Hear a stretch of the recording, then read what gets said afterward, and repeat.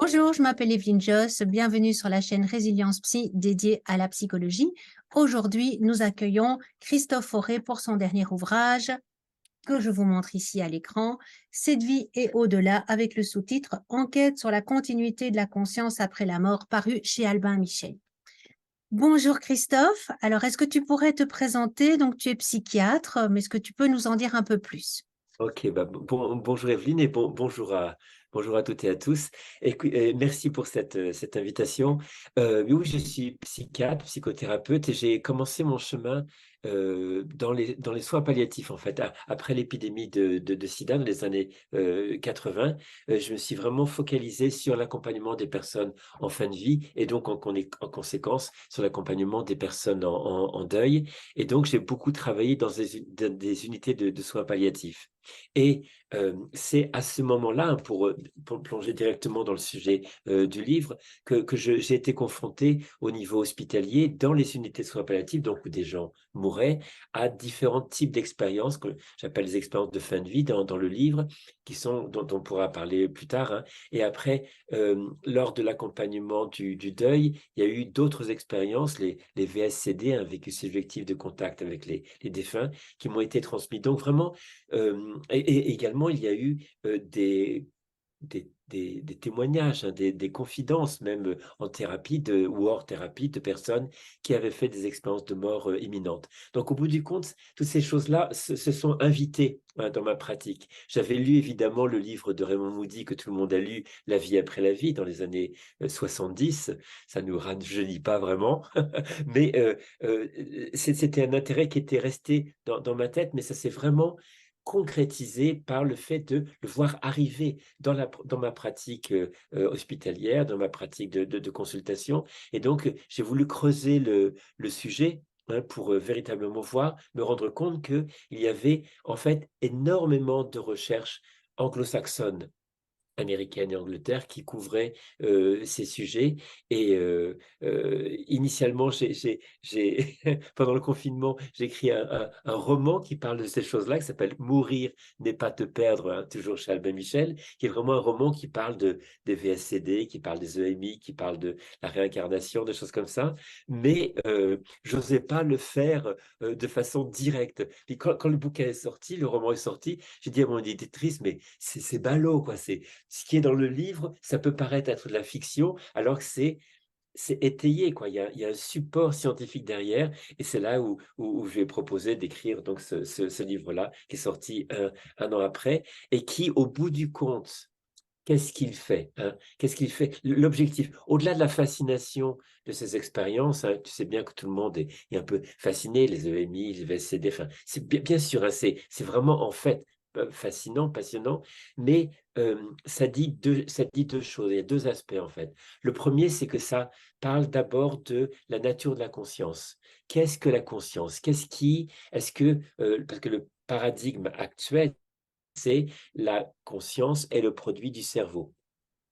Et quand la personne meurt, donc son cerveau meurt, donc il y a plus de conscience. Or, ces expériences tendent à montrer qu'il y a quelque chose d'une manifestation toujours ou continuité toujours de la conscience. Donc ça, c'est vraiment un changement complet de la vision scientifique actuelle. Ça reste de la science, hein, c'est pas du tout antinomique, ça reste toujours de la science, mais qui élargit le spectre des neurosciences qui, pour l'instant, étudie la conscience localisée au cerveau. Et là, on aurait une proposition d'expansion des neurosciences dans l'étude de la conscience non localisée au cerveau. Mais ça reste sur base d'études scientifiques, ça reste sur base de travaux qui vont se poursuivre dans les décennies à venir.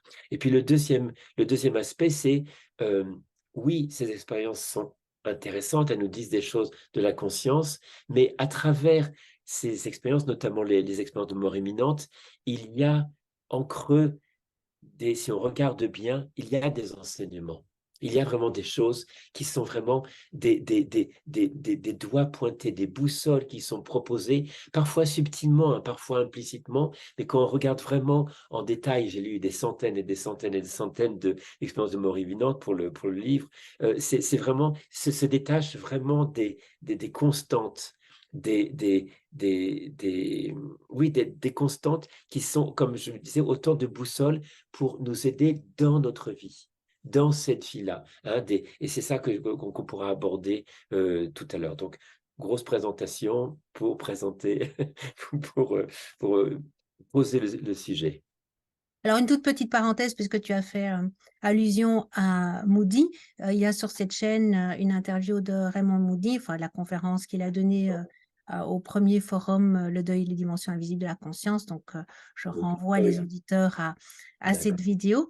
Alors, je trouve que c'est un livre très courageux parce que j'en ai fait moi-même les frais quand j'ai commencé à faire mon coming out, où j'ai commencé à parler des dimensions invisibles de la conscience. C'est qu'on est venu me trouver en disant, mais je croyais que tu étais scientifique. Et maintenant, je suis très déçue et donc j'ai été vraiment mise au ban, pour certaines personnes. Qu'est-ce qui t'a donné ce courage? Moi, c'est par exemple, c'est là, je me suis dit à un moment: «J'ai plus rien à perdre, allons-y». Et toi, qu'est-ce qui t'a donné ce courage d'écrire, un livre qui finalement va te faire percevoir, de façon différente par les gens qui sont matérialistes?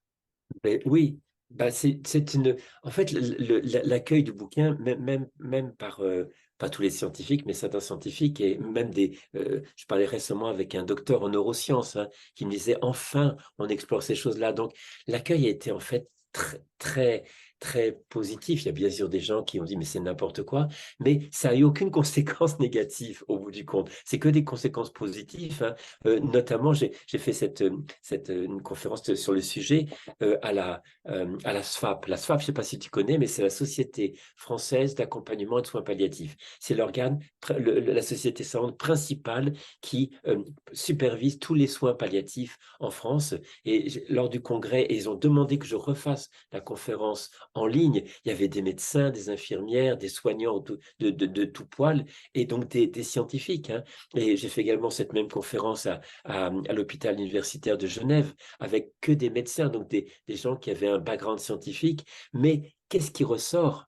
C'est que ça ressort, surtout pour les soignants, médecins, infirmières, soignantes et autres, que ça correspond à leur expérience en tant que professionnels sur le terrain. Que c'est pas quelque chose qui vient comme ça d'une part. C'est pas du tout de la croyance. En fait, y a pas dans le bouquin, enfin, tu l'as vu, il n'y a pas de proposition de croire à quelque chose.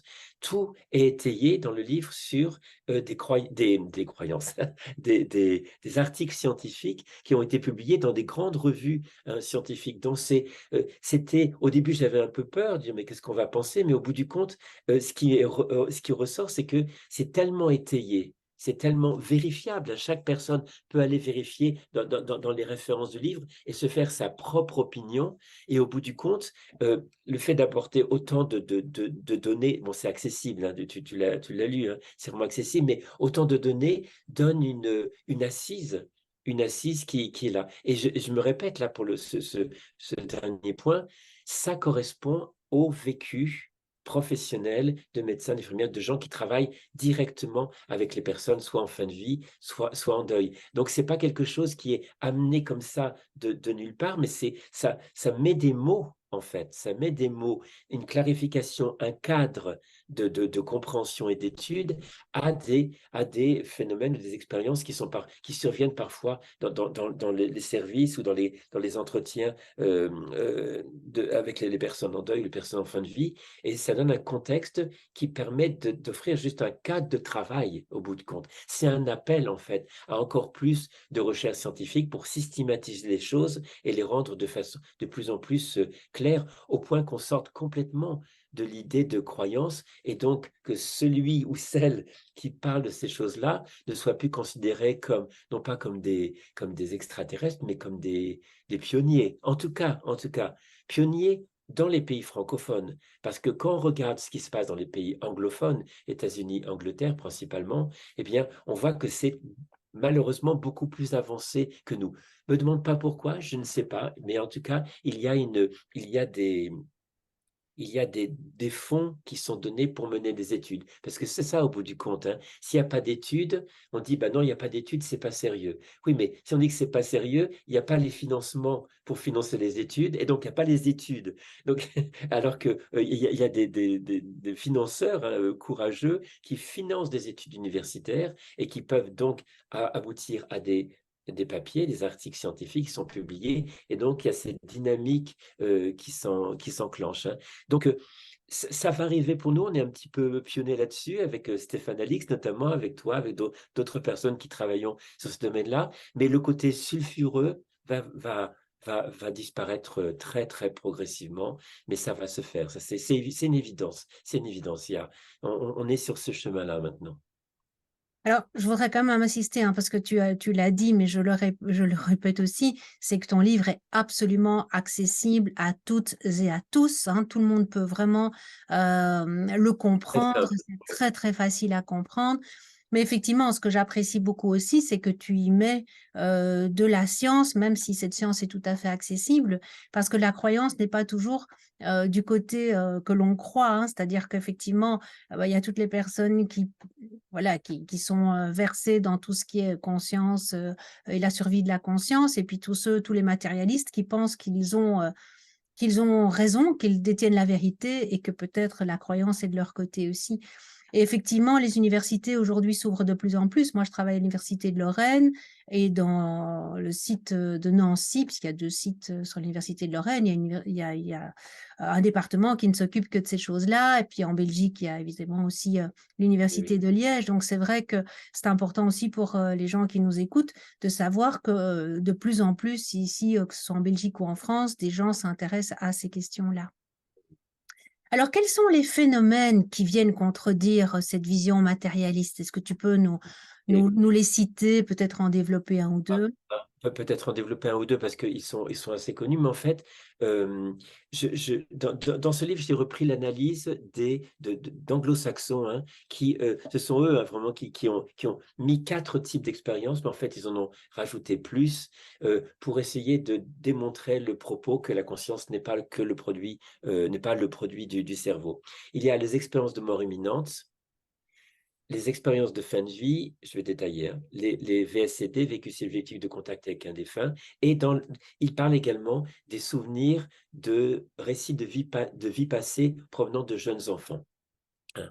Euh, c- pour les 4, les expériences de mort imminente, je pense que les gens connaissent bien, hein, c'est-à-dire, il y a une séquence qui est intéressante, c'est la séquence complète, hein. Tout le monde ne fait pas la séquence complète, mais si on prend la séquence complète d'une EMI, expérience de mort imminente, on a une circonstance qui peut être un accident ou autre, la perception de sortie de corps de la personne qui perçoit donc l'environnement et qui euh, se perçoit après dans un espèce de tunnel au bout duquel il y a une énorme lumière émanant d'un amour inconditionnel et avec un échange avec cette grande lumière qui est oui, un amour inconditionnel et qui invite la personne, dans à peu près 20% des cas, les personnes font l'expérience d'une revue de vie, c'est-à-dire un panorama de vie où ils revoient toute leur vie de façon extrêmement détaillée, avec un point important, ils la voient de leur propre point de vue, mais ils voient aussi du point de vue des autres, de comment ils ont affecté les gens, comme si c'était eux. Par exemple, s'ils donnaient un acte positif, généreux, eh bien, c'est comme s'ils recevaient eux-mêmes cet acte positif, généreux. À l'inverse, s'il y avait un acte négatif de violence, d'humiliation, d'agressivité, ils ressentaient immédiatement. Donc ça, c'est un point vraiment qui est important. Après cette revue de vie, il y a une espèce soit on leur dit non, tu n'as pas terminé, il faut que tu reviennes. Et des fois, ils ne sont pas d'accord.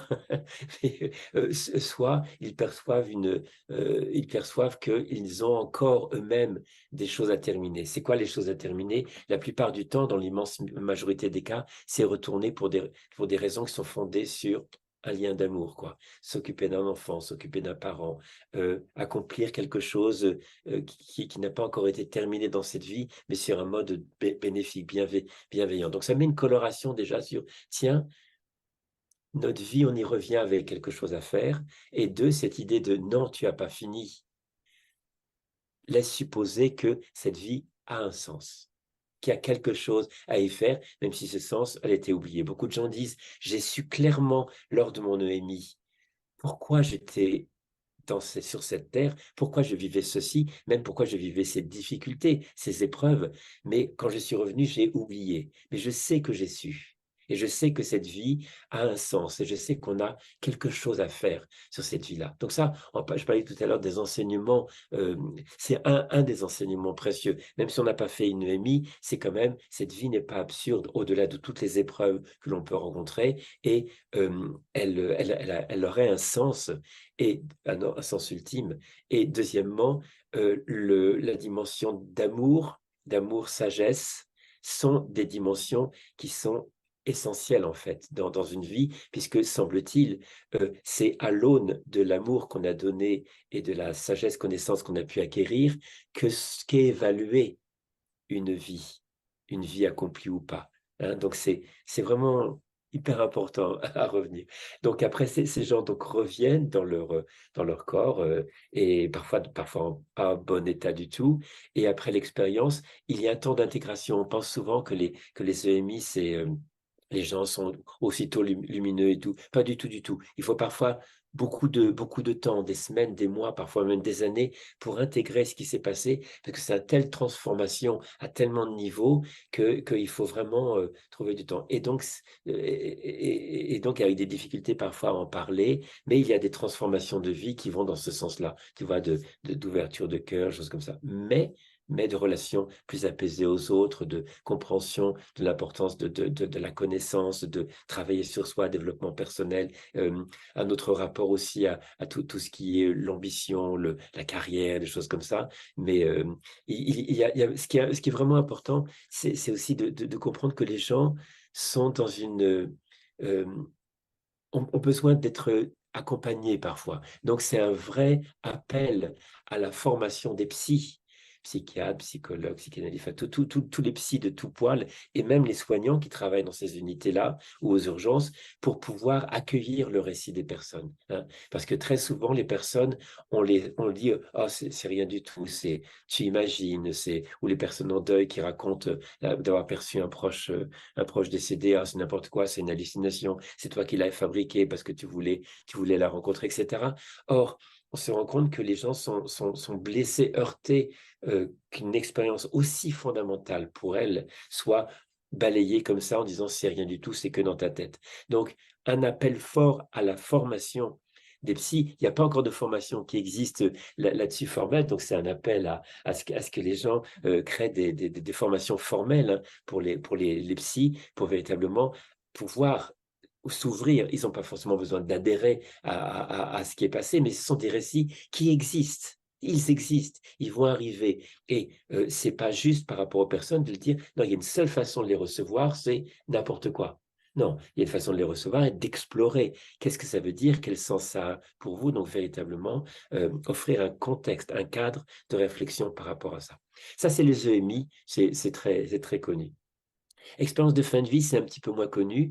C'est très connu des soignants qui travaillent en soins palliatifs ou dans les services de fin de vie. Mais c'est quoi? Ce sont des personnes qui sont donc en fin de vie, hein, qui vont vraiment mourir, qui sont donc, c'est pas des situations brutales comme les EMI, c'est des situations où vraiment il y a l'accompagnement de fin de vie. Et il y a des gens qui, quelques semaines, quelques jours ou quelques heures avant leur décès, signalent à leurs proches qui sont là ou aux soignants qu'ils perçoivent des proches décédés ou des entités qui se présentent à elles dans la chambre que les autres personnes ne peuvent pas voir et qui semblent les attendre, les accueillir et ils perçoivent parfois des paysages, enfin, ils perçoivent parfois des séquences que l'on retrouve dans les EMI.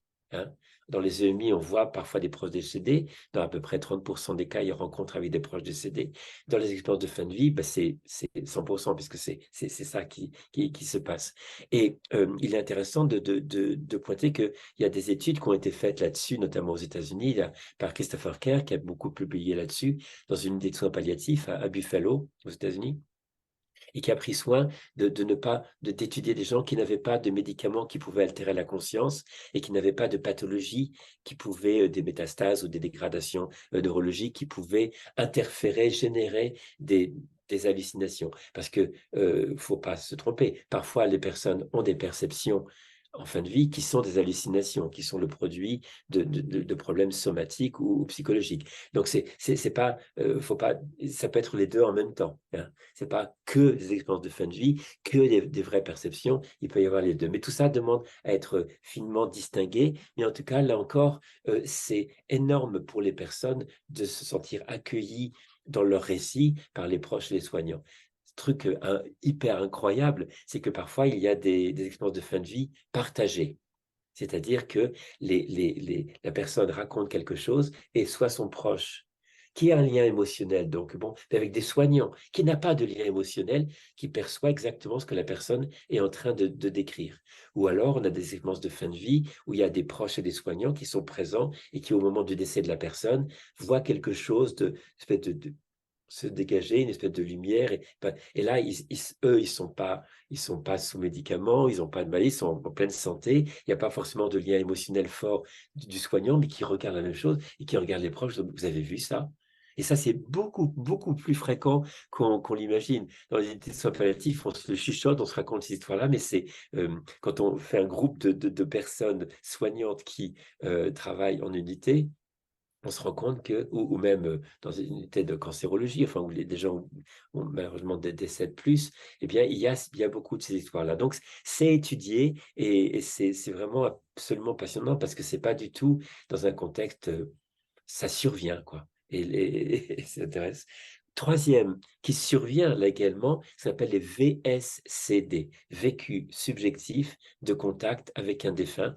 Et ça, j'en compte, mais énormément, énorme. Et toi aussi, j'imagine, hein, quand on accompagne les personnes en deuil et qu'on donne la possibilité aux personnes de dire, mais de façon très prudente au début pour rien induire, on leur dit, mais est-ce que, vous savez, parfois, il y a des gens qui, après le décès, ou des mois après, ou peut-être un an après, perçoivent des choses, des signes. Est-ce que vous avez senti quelque chose comme ça?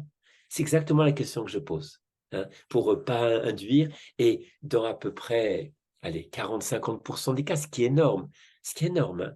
Les gens me disent, mais je n'osais pas en parler, mais oui, en fait, il s'est passé un truc un peu bizarre, je vous le raconte. Et là, on a un VSCD. C'est quoi un VSCD? C'est la personne qui, à partir du moment où elle a perdu un proche, jusqu'à peu près 6 mois, un an parfois, il y en a parfois plus longtemps, mais la plupart du temps, c'est une ou deux ou trois fois, enfin quelques fois, mais ça peut être plus fréquent et plus tardivement, mais c'est souvent une, où il y a perception.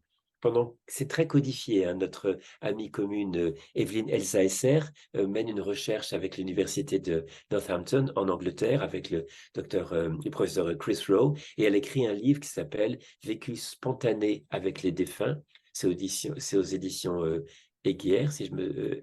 Heger, ouais, en tout cas, où elle raconte une étude qu'ils sont en train de mener encore, qui continue sur des personnes qui ont eu des VSCD, et donc ils ont calculé que c'était sur enfin ils ont vu que c'était sur quelques secondes, et qu'il y a différents types, ça peut être des perceptions visuelles, ça peut être des perceptions où on voit la personne, une partie du visage ou tout, une perception vraiment, on ne la voit pas, mais d'une extrême proximité.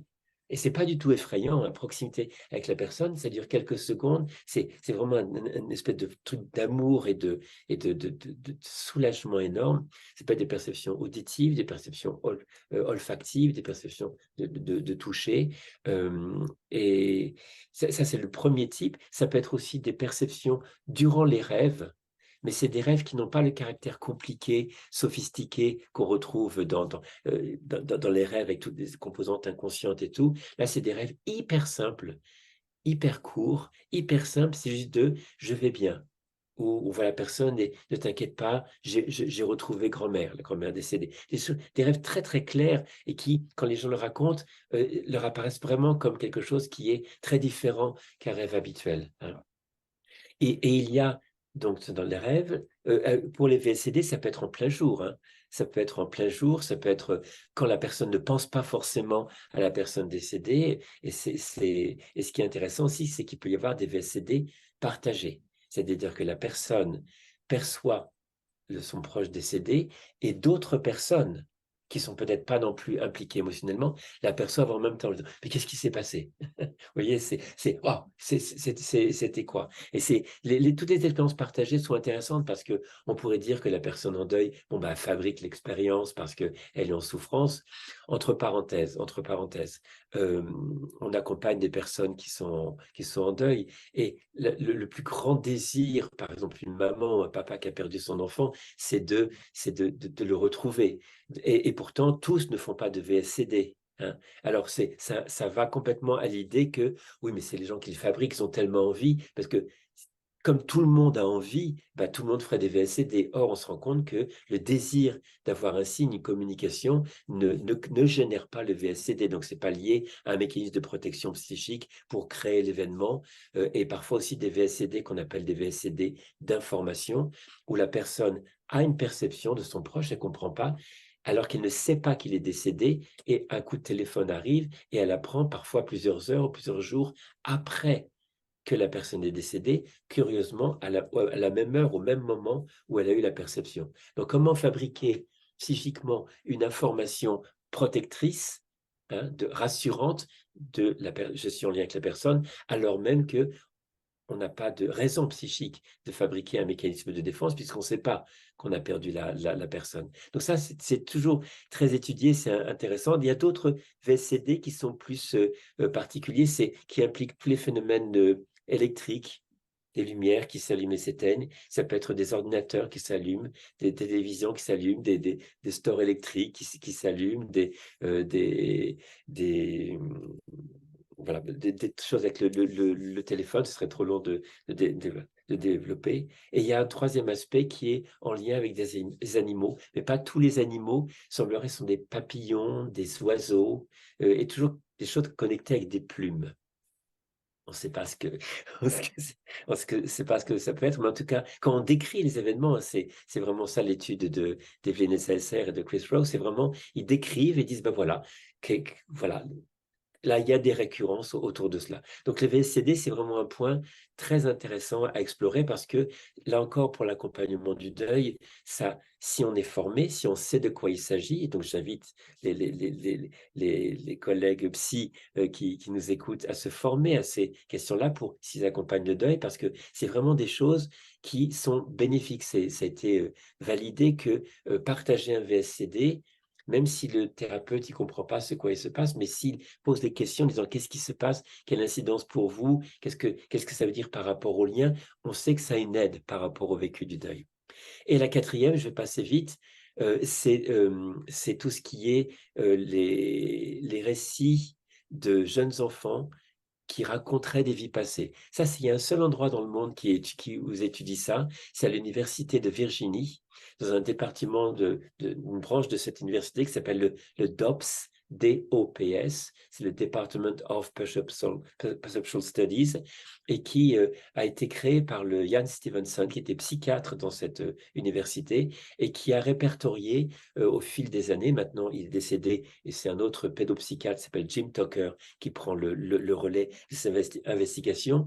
Ils ont pu retrouver des milliers de témoignages d'enfants entre 2 et 6, 8 ans qui racontaient à leur maman, à leur papa, je veux rentrer dans mon autre maison, avant je faisais tel métier, avant j'étais mariée, enfin, des trucs complètement hallucinants. Et ces chercheurs indépendants qui venaient après rencontrer les enfants et les familles, faisaient un petit peu il raconte ça, il raconte ça, il raconte ça, et essayer de voir si ça correspondait à des noms, aux noms que les enfants donnaient.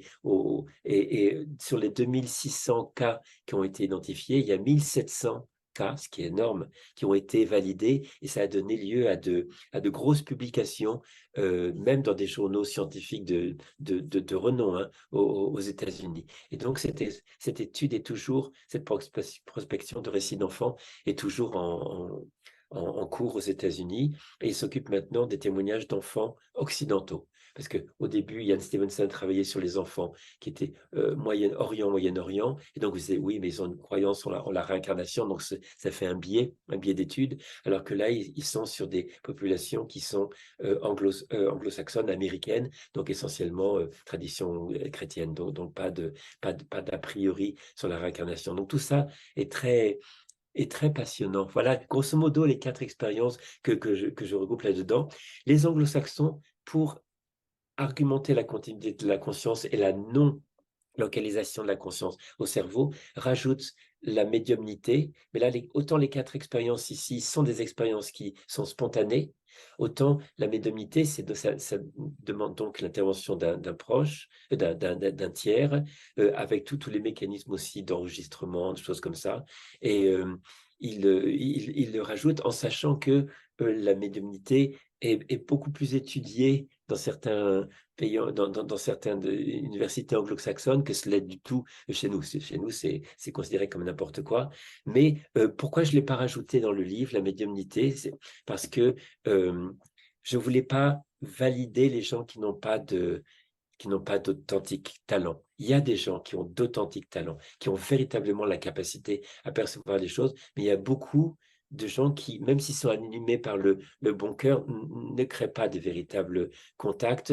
Et donc, je ne voulais pas que mon écrit puisse valider et donner des arguments à des gens qui n'ont pas des vraies compétences, parce qu'il y en a quelques dizaines d'excellents médiums en France qui font vraiment du très bon travail, et on pourrait imaginer, pourquoi pas, une interaction, une collaboration entre médiums de grande qualité reconnus comme tels et les gens qui travaillent avec les personnes en deuil pour voir la dimension spirituelle, la dimension psychologique, comment ça pourrait aider les personnes. Ça c'est des projections dans l'avenir, mais ça commence à se faire un petit peu. Je pense notamment au Windbridge Research Center, qui est aux États-Unis, avec une femme qui s'appelle Julie Béchel, et qui véritablement mène des études très exigeantes, hein, avec parfois en triple aveugle, c'est-à-dire qu'entre la personne qui souhaite en contact et le médium, il y a 3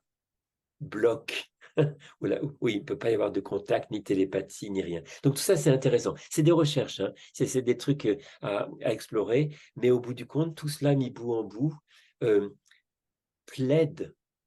Ça ne démontre pas, hein, ça plaide en faveur, ce sont des arguments qui tendent à penser que le postulat qui dit que la conscience n'est que le produit du cerveau n'est pas forcément un postulat qui est juste. D'ailleurs, il n'a jamais été démontré scientifiquement.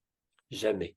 On sait qu'il y a une corrélation entre la conscience et le cerveau, bien sûr, ça c'est un fait établi, mais les théories qui expliquent cette corrélation entre le cerveau et la conscience, une des théories, c'est de dire bah, c'est la conscience qui est produite par le cerveau. Et c'est devenu comme le postulat scientifique matérialiste, mais c'est pas démontré. Tu as une Ça très belle n'est métaphore, hein, avec la vidéo qu'on capte sur notre le téléphone, smartphone. oui.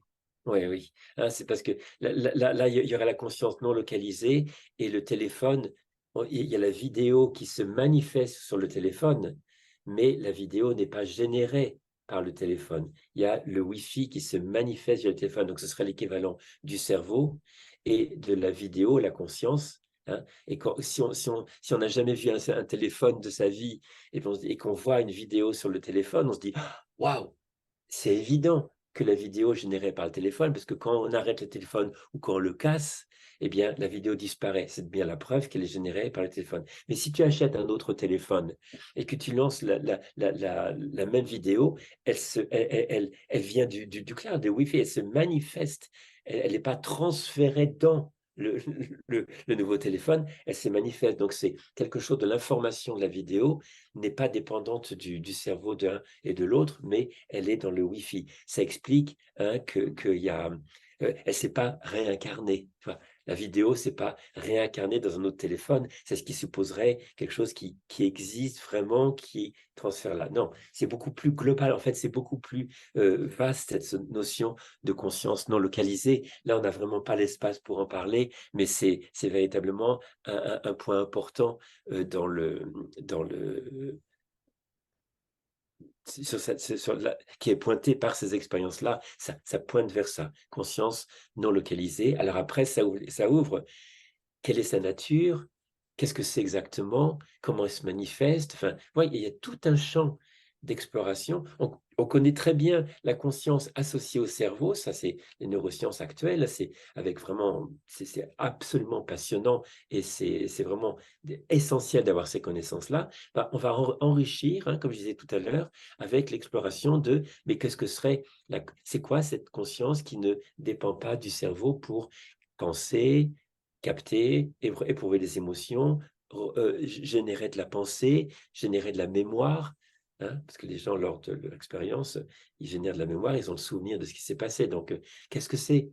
Qu'est-ce que c'est? Comment c'est? Et après, on peut faire bien sûr des ponts avec des enseignements orientaux sur le Mahamudra, le Dzogchen, sur la notion de non-dualité, mais ça sortirait du domaine scientifique. Là, pour l'instant, je te parle de quelque chose qui est que dans le domaine scientifique, avec aussi des petites ouvertures sur la nature de la conscience qu'apporte la physique quantique. Hein, physique quantique. Mais en tout cas, c'est un peu tarte à la crème de dire que la physique quantique, ça explique tout. Non, il y a des échos, il y a des similitudes, et il faut être très, très prudent pour dire, de toute façon, c'est expliqué par la physique quantique, mais non, non, non. Hein, si on veut vraiment être rigoureux et vraiment être crédible, il faut dire, OK, il y a des points qui semblent m'être mis en résonance. Continuons à travailler et à explorer la conscience non localisée et regardons quels sont les échos possibles avec la physique quantique. Là, c'est plus progressif. Là, c'est pas de la croyance parce que plein de gens disent, moi, je crois que la physique quantique, ça explique tout de la conscience. On n'en sait rien pour l'instant. Avançons à petits pas et c'est comme ça qu'on est crédible. Oui, c'est ça que j'aime, dans ton livre, hein, c'est aussi chez Stéphane Alix, c'est-à-dire c'est la recherche par rapport à l'expérience personnelle, différente pour toi et pour Stéphane. Voilà, toi, c'est plus par tes patients, mais aussi une expérience personnelle, et puis basée sur la science, mais tous les 2 vous êtes prudents, quoi. C'est-à-dire que, on est dans une position, d'indécidabilité, comme dit, Oui. madame Gablier, Myriam. Mais oui, c'est vrai que la science ne peut pas, en tout cas, expliquer jusqu'à présent, mais qu'il y a quand même des faisceaux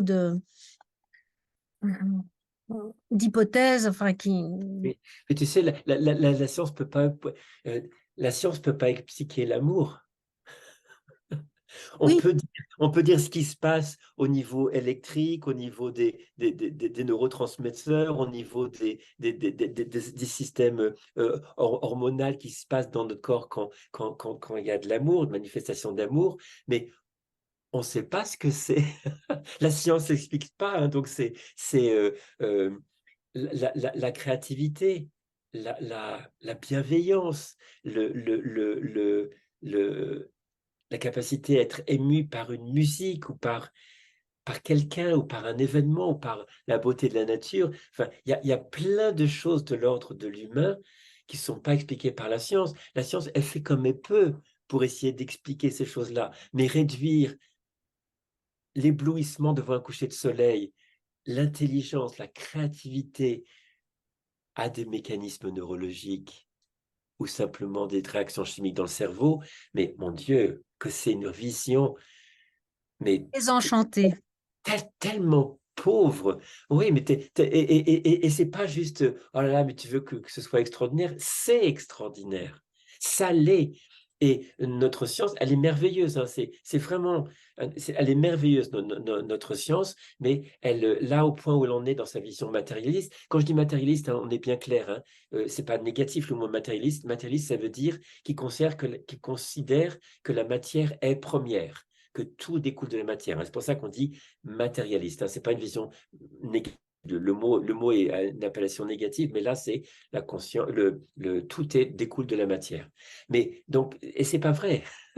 C'est pas vrai. Hein, un éblouissement devant un magnifique coucher de soleil, devant son enfant qui lui sourit et sourit et tout. Dire, oui, mais c'est que des réactions chimiques. Oui, il peut y avoir des réactions chimiques en réaction à la beauté qu'on observe, en réaction à le sourire de son enfant. Mais la cause première de ce qui a fait jaillir en soi, C'est pareil. C'est comme si on disait, oui, mais regarde, on peut voir quand la vidéo est sur le téléphone qu'il y a des réactions électriques. Donc, c'est évident que ce sont les réactions électriques qui fabriquent la vidéo, mais on sait bien que ce n'est pas le cas. Il y a une corrélation. Oui, quand la vidéo est là, il y a des réactions électriques, mais la cause première de la vidéo n'est pas dans ce téléphone, n'est pas dans ce cerveau. Elle est dans le Wi-Fi / dans une conscience non localisée qui se manifeste après en termes d'activité électrique sur le téléphone, mais qui n'est pas le point d'origine. Donc, tu vois, c'est élargi. Ça Puis élargit les... dans ton livre, tu expliques très bien que même la science qu'on considère aujourd'hui en physique comme pouvant expliquer certains phénomènes, on n'explique pas d'autres. Entre l'infiniment grand et l'infiniment petit, on n'a pas les mêmes théories. Et que si on applique une théorie de l'infiniment petit à l'infiniment grand et inversement, on obtient ce que tu racontes dans ton livre, tu donnes cet exemple, que les jumeaux pourraient vieillir à des rythmes différents. Voilà, Hein, oui, donc ça veut dire que ça montre que la science n'est finalement que quelque chose qui peut expliquer certains phénomènes, mais que, mais qui évolue sans cesse. C'est voilà, ça. tout à fait. La science, son objectif principal, c'est d'écrire le réel de la façon la plus précise possible. Donc, il y a une proposition d'une description du réel, mais quand il y a des données nouvelles qui arrivent, eh bien, ça fait évoluer la science qui change qui change on parle de paradigme. Un paradigme, c'est un postulat qui, voilà, la réalité est comme ça. Quand il y a d'autres informations qui arrivent, ben, soit elles rentrent dans le paradigme existant, ça colle avec la description du réel qu'on a, ou alors ça colle plus, et donc on est obligé de changer de paradigme. Un exemple avec Copernic, hein, Nicolas Copernic, il disait, OK, il y avait le postulat scientifique à l'époque, c'était la Terre est immobile et au milieu de l'univers. Il a ramené d'autres données, d'autres observations, et sur la base de ça, il a pu démontrer que ce paradigme n'était plus une bonne description du réel. Et donc, on a inclus ces données et on a construit une autre conception du réel qui est que la Terre tourne sur elle-même et autour du Soleil et pas du tout au centre de l'univers. Donc, et on voit que la science a toujours, c'est pas nouveau, elle a toujours évolué comme ça. Donc, on est en train, là, en ce moment, d'avoir des données nouvelles qui vont très certainement faire évoluer le paradigme sur la conscience. C'est juste le développement naturel de comment la science évolue. En fait, il n'y a rien d'extraordinaire. C'est juste quelque chose qui est la nature même de la science, qui est d'être tellement flexible, tellement ouverte aux autres transformations qu'elle n'est, en fait, la vraie science n'est jamais figée. La vraie science est toujours prête à se remettre en question, même si elle est déstabilisée par ces remises en question. Et les vrais scientifiques, ce sont ceux-là. Ce sont ceux qui sont, OK, ces informations, je ne les comprends pas, mais elles sont récurrentes, elles sont convaincantes, ça ne correspond pas à mon paradigme actuel. Comment on intègre ça? Et c'est beaucoup de cette démarche-là intellectuelle qui, à mon sens, définit le scientifique et qui, pour beaucoup de scientifiques anglo-saxons notamment, est une voie dans laquelle ils se sont engagés depuis longtemps déjà. Alors, on va pas spoiler tout le bouquin, mais prenons par exemple les émis.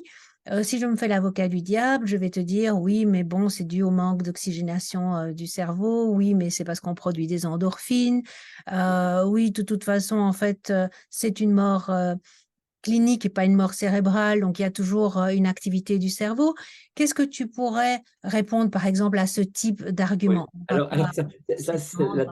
c'est la deuxième partie du bouquin. Ce serait tellement vaste et et ce serait pas rendre de justice à ces contre-objections que de les détailler. Mais il y a des contre-objections qui sont très fondées. Juste un petit point, hein. Un cerveau qui est en perte d'oxygène, ça génère des expériences de confusion. Ça génère des expériences parfois très anxiogènes, avec une difficulté parfois à retenir les informations. C'est à l'opposé de ce que décrivent les gens dans les EMI, où la conscience est très claire. Même, ils décrivent comme beaucoup plus claire, beaucoup plus cristalline que là, donc pas, ça ne correspond pas. Euh, Ils décrivent un état de grande paix qui n'est pas l'état d'anxiété ou d'agitation d'un cerveau qui est en manque d'oxygène et, et qui est réduit dans ses capacités cognitives de mémorisation, comme ça, alors que là, c'est des expériences qui sont extrêmement claires, dont la mémoire est là et dont les gens se souviennent avec une énorme clarté. Il y a une étude qui a été menée 8 ans après Et 8 ans après, l'expérience était encore plus claire, encore plus précise et absolument pas abîmée par quoi que ce soit. Donc, voilà, il y a plein d'arguments qui peuvent être très tranquillement invalidés. Et au bout du compte, tu vois, c'est important ce que tu mentionnes, c'est que chaque expérience par elle-même, elle a sa fragilité propre. Ok, il y a des arguments convaincants dans les EMI, mais il y a des arguments qui vont contre. Il y a pour les VSCD des arguments convaincants, mais des arguments qui il y a de même pour l'expérience de fin de vie, etc., etc., etc. Mais c'est la convergence. Quand on croise ces différentes expériences, on se rend compte que ça pourrait être, dans dans des circonstances différentes, la description de la même chose qui tendent vers le même, un faisceau d'arguments qui tendent vers quelque chose qui dit, ah bah tiens, tout ceci concourt à penser que l'hypothèse de la conscience produite par le cerveau n'est pas aussi pertinente que ça, et qu'il y aurait peut-être quelque chose qui aurait besoin d'être enrichi, déplacé en termes de concept, qui serait une conscience non localisée. Mais tu vois, c'est la convergence. C'est pour ça que c'est hyper futé de la part de ces scientifiques, hein, de ne pas rester sur une expérience. Ils prennent les plus et ils les croisent. Et quand on les croise, à un moment donné, ça fait un réseau tellement serré d'arguments que tu te dis, bah, il y a un truc là quand même, il y a un truc.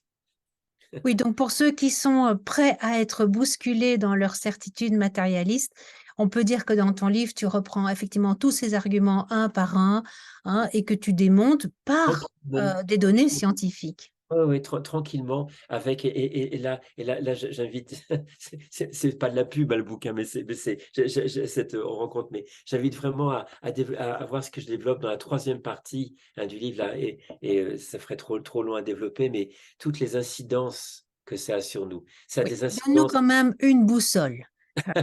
On ok. va pas faire toute la boussole, on va pas faire le nord, le sud, l'ouest et l'est, mais donne-nous déjà peut-être J'ai mentionné déjà ça permet d'aborder un petit peu différemment l'accompagnement de fin de vie. Déjà là, ça peut être très sans imposer une vision aux personnes, hein, en fin de vie bien sûr, mais pour les soignants, pour les proches et même pour la personne, de se dire ok, c'est peut-être pas aussi effrayant que ça. C'est pas, enfin, il y a peut-être quelque chose, il y a une ouverture peut-être qui est là-dedans. Et pour les soignants, ça peut être aussi une écoute peut-être plus particulière à qu'est-ce que dit la personne, comment je peux l'accompagner différemment là-dedans. Deuxième axe, c'est pour les personnes en deuil, hein, je pense notamment aux personnes qui sont psy, qui nous écoutent, c'est d'avoir cette connaissance-là. Ça élargit un peu mon champ d'exploration avec les personnes, de se dire, tiens, quelles incidences ça pourrait avoir, de se dire, tiens, c'est pas l'arrêt de tout, mais il y a une continuité de la conscience. Qu'est-ce que ça voudrait dire pour vous en termes de lien, en termes de vivre ma vie sans cette personne-là? Vous voyez, des choses comme ça. Le troisième, qui est le plus gros, en fait, c'est quel sens ça prend pour moi dans ma vie, alors même, peu importe que je n'ai pas fait ces expériences-là, mais comment je peux m'inspirer de ces récits parce que c'est inspirant. Parce que c'est inspirant et que quand on regarde notamment les récits des EMI, ce que je disais tout à l'heure, hein, des gens qui reviennent des EMI et dans l'immense majorité, il y a toujours des exceptions, mais dans l'immense majorité, il y a des personnes qui disent maintenant l'amour au sens large, dans les petites et les grandes choses, sont quelque chose. J'ai compris que c'était une dimension essentielle d'une existence.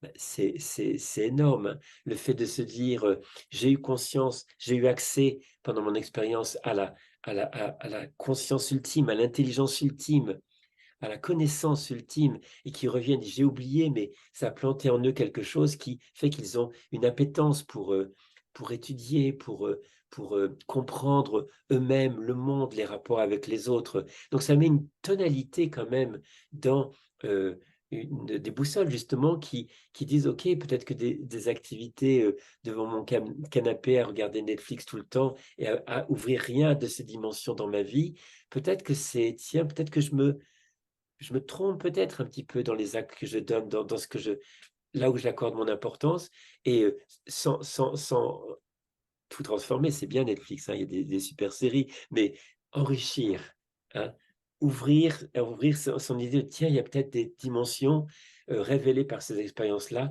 qui peuvent vraiment faire une différence sur le sens que je donne à ma vie, le sens que je me donne à mon rapport aux autres, la compréhension de pourquoi je suis sur cette terre, qu'est-ce que je suis censé y faire, c'est quoi les axes intelligents pour mener une existence qui se voudrait la plus accomplie possible. Et ça, à mon sens, c'est ce que je développe à la fin du bouquin, c'est vraiment cette dimension-là qui me semble la plus importante, plus importante, c'est qu'est-ce qu'on en fait? Au-delà de la fascination, qu'est-ce qu'on en fait? Et, ça aide à penser sa mort. Ça aide à, et penser sa mort, tu sais bien que ça aide à penser sa vie. Hein.